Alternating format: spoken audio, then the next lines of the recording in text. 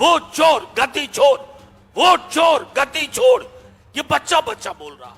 जो भी व्यक्ति है कार्रवाई करो, लेकिन हेडलाइन मैनेजमेंट मत करो। ठहरे हुए पानी में कंकर न मार। तो जब जब इनको लगता है बहाव इनके खिलाफ जाता है, तो वो जोशी जी सक्रिय हो जाते हैं। इनके जो जोशी जी हैं, तो वो मूड ऑफ द नेशन करवाते हैं। 50 करोड़ की गर्लफ्रेंड, जर्सी गाय, कांग्रेस की विधवा, भैंस, मंगलसूत्र मुजरा, ये किसके बोल थे? और आज अगर चुनाव हो जाए, काल्पनिक सवाल में नहीं जाना चाहिए, लेकिन आज अगर चुनाव हो जाए तो मैं समझता हूं कि मोदी जी को अपने लिए दूसरा विकल्प ढूंढना होगा। मंशा थी गरीब, गुरबा, दलित, पिछड़ा, मुसलमान, उनको बेदखल करो। अंधेरे में रोशनी का सुराग चाहते हैं लोग, रोजगार चाहते हैं लोग, बदहाल स्वास्थ्य और शिक्षा व्यवस्था में खुशहाली देखना चाहते हैं। लोकतंत्र से गरीबों का बेदखल होने का मतलब है लोकतंत्र बीमार होता है। जहां जहां से ये यात्रा गुजर रही है, उसके 100 किलोमीटर दाएं, 100 किलोमीटर बाएं उस यात्रा की गूंज सीधे तौर पे जा रही है। हम तो आपसे भाषा के स्तर पर भी लड़ रहे हैं। हम तो चाहते हैं कि आपकी भाषा शालीन रहे। हम तो उसकी निंदा किए। ईश्वर की कृपा है कि यहाँ वो दल बैठे हुए हैं जो मोनोलॉग नहीं करते हैं, एकालाप नहीं करते हैं, हम वार्तालाप करते हैं। तो ऐसा नहीं है कि हम बोल के निकल जाएंगे, हम आपके सवाल लेंगे, चाहे वो जोशी जी के ही सवाल क्यों ना हो। देखिए, सचिन भाई ने सारी बातें एक परिप्रेक्ष्य में रख दी, वैश्विक चिंताएं भी, और जो बिहार की आज की अद्यतन स्थिति है। साहब, ये यात्रा भले राहुल जी, तेजस्वी जी, महागठबंधन के नेताओं ने कंसीव किया हो, सोचा हो, लेकिन अब यात्रा जन यात्रा बन गई है। ये उनके हाथ में नहीं है। अब राहुल जी, तेजस्वी जी भी चाहें कि इस लहर को यहीं रोक दो, तो ये लहर ठहर नहीं सकती। ये लहर सिर्फ हमारे वोटर तक नहीं पहुंची है, ये लहर बिहार वासियों तक पहुंची है। क्योंकि 13वां दिन है आज। 13 दिन में पूरे देश में मीडिया पर गैग ऑर्डर के बावजूद वो चोर गद्दी छोड़, वो चोर गद्दी छोड़, ये बच्चा बच्चा बोल रहा। बच्चा बच्चा जिसकी वोटिंग की उम्र नहीं है, वो भी कह रहा है वोट चोर गद्दी छोड़। यानी कि इस नारे का अगर ट्रैक्शन है, इसके लिए आकर्षण है, तो क्या वजह होती है? सबसे मौलिक चीज है कि लोग बदलाव चाहते हैं, अंधेरे में रोशनी का सुराग चाहते हैं, लोग रोजगार चाहते हैं, लोग बदहाल स्वास्थ्य और शिक्षा व्यवस्था में खुशहाली देखना चाहते हैं, बेहतर देखना चाहते हैं। लेकिन आप उनके हाथ काट रहे हो। ये बदलाव मत से होता है, वोट से होता है, और आप ने वोटर ही डिलीट करना शुरू किया। आपसे कोई आंकड़ा मांगे, सचिन भाई को मैं बताऊं, तमाम लोग जानते हैं, हम सबसे पहले चुनाव आयोग के पास गए, पूरी टीम, हाथ जोड़ा, ये अन्याय कर रहे हो, हंस के टाला, अहंकार वाली हंसी। इतनी सारी चीजें, आज मैं उस विस्तार में नहीं जाऊंगा। फिर हम सर्वोच्च न्यायालय गए। सर्वोच्च न्यायालय ने 2 दफे कहा कि आधार को दिशा निर्देश दिया कि आधार को लो। आपने आधार को निराधार डॉक्यूमेंट बना दिया। तीसरी बार लिखित ऑर्डर देना पड़ा सर्वोच्च न्यायालय को। क्या आपको समझ नहीं थी पहले कि आधार एकमात्र दस्तावेज है बिहार में जिसका सैचुरेशन 86% है, मैट्रिकुलेशन का 18% है, आवासीय प्रमाण पत्र का 21% है, और आपके 11 दस्तावेज में वो शामिल थे, आधार नहीं था। मंशा क्या थी? मंशा थी गरीब, गुरबा, दलित, पिछड़ा, मुसलमान, उनको बेदखल करो। इस चुनाव की प्रक्रिया से लोकतंत्र से गरीबों का बेदखल होने का मतलब है लोकतंत्र बीमार होता है, फिर एक दिन लोकतंत्र मर जाता है। ये मरने की कोशिश कर रहे थे, लेकिन इस यात्रा ने ना सिर्फ वोटर अधिकार के माध्यम से एक बिगुल लोगों ने फूंक दिया है।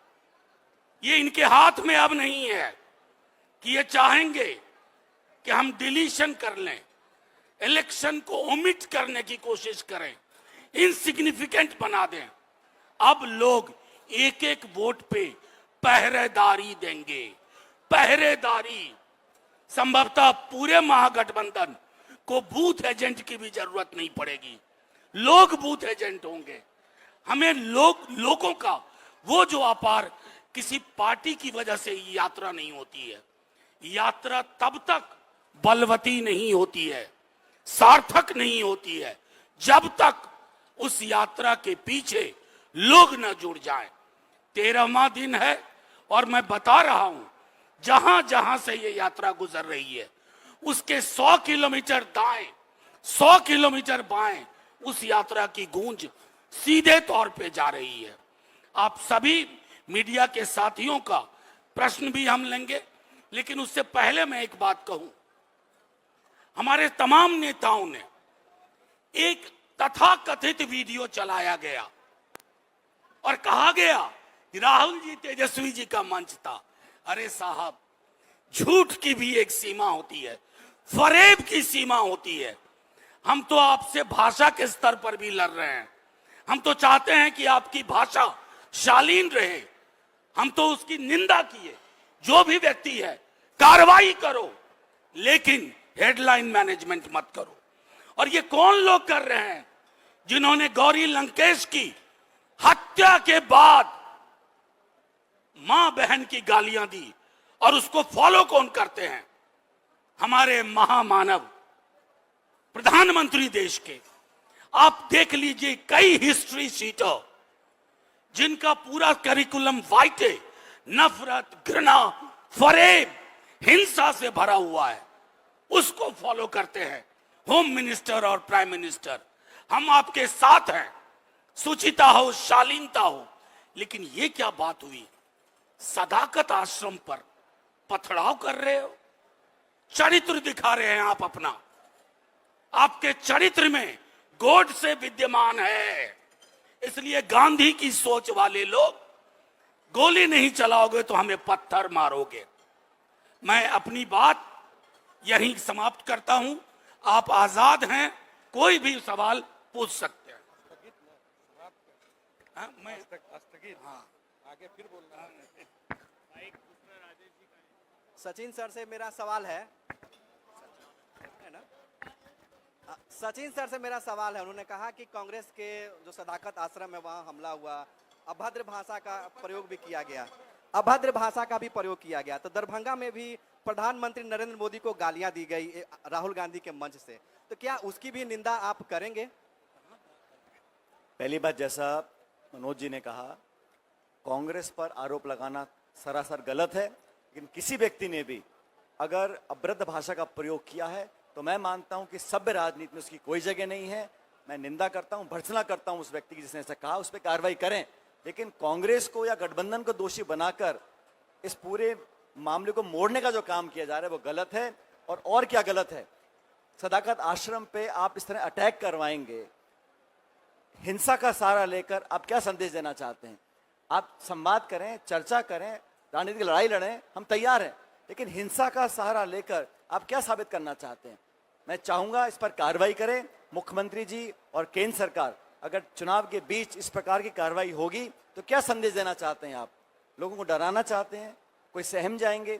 यात्रा चलती रहेगी, बुलंदी से चलेगी, और तमाम लोग जो गांधी में विश्वास रखते हैं, सच्चाई में विश्वास रखते हैं, वो संघर्ष करते रहेंगे। लेकिन आप कह रहे हैं अभद्र भाषा का प्रयोग अगर कोई भी करता है उसकी मैं निंदा करता हूं, भर्त्सना करता हूं। एक मिनट, आपकी बात में चूंकि उसको संदर्भ मैंने दे दिया था, मैं एक छोटी चीज जोड़ता हूं इसमें। हम सब ने तो कड़ी निंदा की, हमारे टॉप लीडरशिप से लेके नीचे तक किसी ने इसके पक्ष में कोई खड़ा नहीं हुआ। लेकिन 50 करोड़ की गर्लफ्रेंड, जर्सी गाय, कांग्रेस की विधवा, भैंस, मंगलसूत्र, मुजरा, ये किसके बोल थे? कितनी डिबेट हुई, कितनी चर्चा हुई? ये आईना देखने का भी वक्त है। शुक्रिया। सचिन जी क्या लगता है ये रिएक्शन है यात्रा का, जो भी कुछ पटना में हुआ है, ये आपकी यात्रा का रिएक्शन है? ये गड़बड़ाहट है। आज राहुल गांधी जी और तेजस्वी जी ने जो यात्रा निकाली है, जो खबर सब देखते हैं, एक्नॉलेज करे ना करे, लेकिन जो जन समर्थन, जो रिस्पॉन्स और जो अपार भीड़ दिख रही है, कहीं ना कहीं उसे बैकफुट पर है एनडीए और भाजपा विशेष रूप से थोड़ा सहमे हुए हैं, इसलिए शायद भड़ास निकालने के लिए पत्थर फेंकवा रहे हैं हमारे कांग्रेस मुख्यालय पर। सर मैं उड़ीसा से हूँ। पिछले 13 दिन से ये यात्रा को नजदीक से देख रहा हूँ, लेकिन कल एनडीए से एक कैंपेन शुरू हुआ है कि अगर आज चुनाव होगा तो एनडीए 300 पार होगा। मुझे लग रहा है अभी अगले बिहार में चुनाव है, देश में चुनाव नहीं। आपको क्या लग रहा है कि ये मोदी साहब का डर है या अगले दिन में मिड टर्म चुनाव होने वाला है? ये मैं आपको सीधे तौर पे एक बात कह दूं, ये लोग बीच बीच में अपने एक गाना सुना होगा, ठहरे हुए पानी में कंकर न मार। तो जब जब इनको लगता है बहाव इनके खिलाफ जाता है, तो वो जोशी जी सक्रिय हो जाते हैं। इनके जो जोशी जी हैं, तो वो मूड ऑफ द नेशन करवाते हैं। Mood off the nation is clearly oust mister Modi, oust BJP. और आज अगर चुनाव हो जाए, काल्पनिक सवाल में नहीं जाना चाहिए, लेकिन आज अगर चुनाव हो जाए तो मैं समझता हूं कि मोदी जी को अपने लिए दूसरा विकल्प ढूंढना होगा।